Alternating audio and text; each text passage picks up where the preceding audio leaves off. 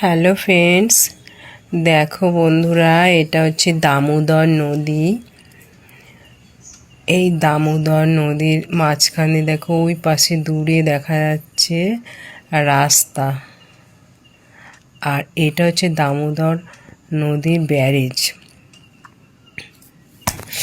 এখান দিয়ে দেখো জলটাকে আটকে রাখার ব্যবস্থা করা আছে, তবুও জল স্রোতে কিভাবে বেরিয়ে যাচ্ছে বাঁধ থেকে। দেখো জলের কত গতি।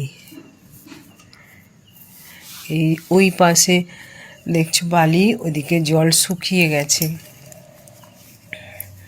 আর এই দিকটা জল লোডিং করা আছে, এখানে ব্যারেজ দেওয়া আছে, বাঁধ দেওয়া আছে,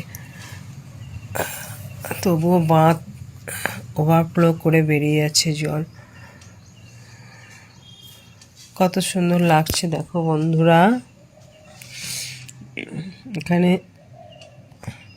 অনেকে নামে, কিন্তু খুব বিপজ্জনক জায়গা। এখানে নামলে অনেক সময় স্রোতে টেনে নিয়ে চলে যায়। অনেকে এই স্রোতে চলে গিয়ে মারাও গেছে।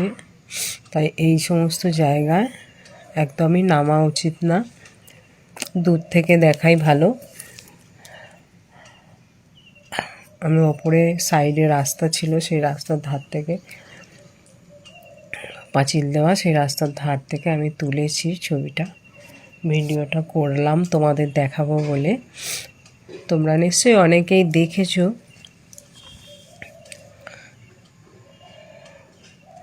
দেখো কত সুন্দর লাগছে,